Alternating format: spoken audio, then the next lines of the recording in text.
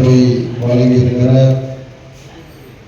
இரண்டாம் புலிகால் வாழ் பெரியவர்களே, தாய்மார்களே, இளைஞர்களே, உங்கள் அத்தனை பேருக்கும் வீரமுத்தரையர் முன்னேற்ற சங்கத்தின் சார்பிலும் தமிழர் தேசம் கட்சி சார்பிலும் எங்களுடைய மாலை வணக்கத்தை தெரிவித்துக் கொண்டு வருகிற ஜனவரி 25 முத்தரையர்களின் அரசியல் அதிகார மீட்பு மாநாடு தமிழகம் முழுக்க 1,25,00,000 பேர் நமது சமுதாய உறவுகள் வாழ்ந்து கொண்டிருக்கிறார்கள். அதில் வாக்களிக்க தகுதி உடையவர்கள் நம்ம சமூகத்தில் 80,000 to 90,00,000 பேர்.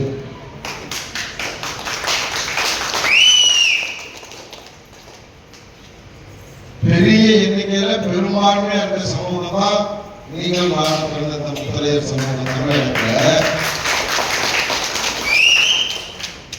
ஆனா தமிழகத்தை ஆளக்கூடிய 2 திராவிட கட்சிகளும் வன்னியர்களுக்கு கொடுக்கிற ஒரு மரியாதைய, நாடார்களுக்கு கொடுக்கிற ஒரு மரியாதைய,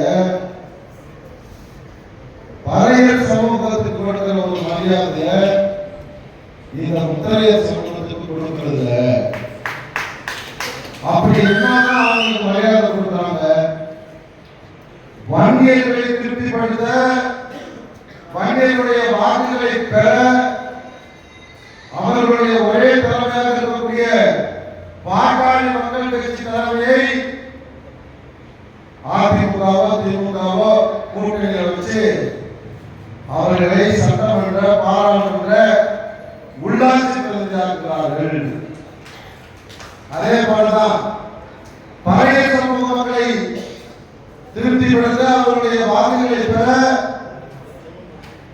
அவர்களை கூட்டணியில் வைத்துவிட்ட அதிமுகவும் திமுகவும் அவர்களை சட்டமன்ற, பாராளுமன்ற, உள்ளாட்சி பிரதிநிதியாக்குகிறார்கள். நாமும் பெரும் எண்ணிக்கையில் இருக்க பெரும்பான்மையான சமூகம் தானே. நம்மளைய வாங்க சொல்லி கூட்டணி அந்தஸ்துகளை கூப்பிடுறது இல்லை. ஏன்னா 80-90 சட்டம் சொன்னா எல்லா பேரும் பூமியா போயிட்டான். பேசுறேன், 3ஆவதா நான் பேசுறேன், 2 பேர் பேசி 3ஆவதா பேசுறேன். அப்ப இப்பதான் இந்த சமூகத்தை கட்டமைத்து கொண்டு வந்திருக்கிறோம். வீரமுத்தரையர் முன்னேற்ற சங்கமா, தமிழர் தேசம் கட்சியா, அதுதான் கேட்கிறோம். தமிழக மக்களுக்கு முத்தரையர் மக்கள் வாழ்கிறார்கள் என்பதை, திருச்சியை தவிர்த்து தமிழகம் முழுக்க வாழ்கிறார்கள் என்பதை அடையாளப்படுத்தியது வீரமுத்தரையர் முன்னேற்ற சங்கம். அது மட்டுமல்ல, தமிழகம் முழுக்க வாழ்கிற முத்தரையர்களின் பாதுகாப்பை உறுதி செய்தது வீரமுத்தரையர் முன்னேற்ற சங்கம் தான். வேற யாரும் சொந்தம் கொண்டாடவே முடியாது. அடுத்தது, இந்த மக்களை அரசியல்படுத்துவதற்காக தமிழர் தேசம் கட்சி என்கிற பெயரில் மக்களை அரசியல்படுத்துவதற்காக வந்திருக்கிறோம். அரசியல்படுத்துவதுன்னா நாம பெரும்பான்மையிடத்துல நாம தான்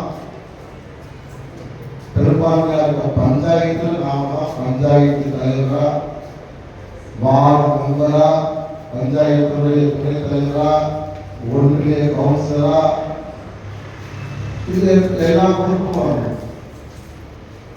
நாம பெரும்பான்மையா இருக்க சட்டசபை தொகுதியில நாம தான் சட்டமன்ற உறுப்பினராக வரணும். இந்த பேராவூரணி சட்டமன்ற தொகுதியில் நம்ம எவ்வளவு கிராமம் இருக்கோம்? ஒரு 300 கிராமம், 200 கிராமம் வச்சுப்போம். நாம தானே சட்டமன்ற உறுப்பினராக இருக்கணும். இப்ப யார் இருக்கா? முத்தரையர்கள் பெரும்பான்மையாக வாழ்கிற தொகுதிகளில் தைரியமா, ரொம்ப தைரியமா அதிமுகவும் திமுகவும் சிறுபான்மை சமூகத்தை சேர்ந்தவர்களை வேட்பாளராக நிறுத்துவது இதான் தப்பு. நாடார் பெரும்பான்மையா இருந்தா நாடார் வாய்ப்பு இருக்கிற அயோக்கிய ராஷ்டிர திமுகவும் அதிமுகவும், வன்னியர் பெரும்பான்மையா இருந்தா வன்னியருக்கு தான் வாய்ப்பு இருக்கிற சட்டமன்ற, பாராளுமன்ற உறுப்பினராக பெரும்பான்மை இருக்கிறது, ஏன்னா சிறுபான்மை சமூகத்துக்கு வாய்ப்பு கொடுக்கிறேன் கேட்க போறோம். இல்லைன்னா எங்க கூட்டணியில சேரு, எனக்கு சொல்லுங்க கூட கூட்டணி தர்மத்தில் நாங்க வேலை செய்யணும், கூட்டணி அந்தஸ்துல எங்களை கொள்வோம் அப்படிங்கிற ஒரு கருத்தை வலியுறுத்துறோம். தமிழ்நாடு முழுக்க 5000 கிராமங்கள் மக்கள் வாழ்க்கை 5000 கிராமங்களுக்கு போகணுன்றதுதான் எங்களுடைய திட்டம், ஆசை எல்லாமே. இப்போ ஒரு 1500 கிராமம் தான் போயிருக்கோம், இன்னொரு 1500 தான் போக முடியும் போல. வேலை ஜனவரி 25 ஞாயிற்றுக்கிழமை லீவ், விடுமுறை நாள். யார் வேணா என்ன வேணா பேசலாம்.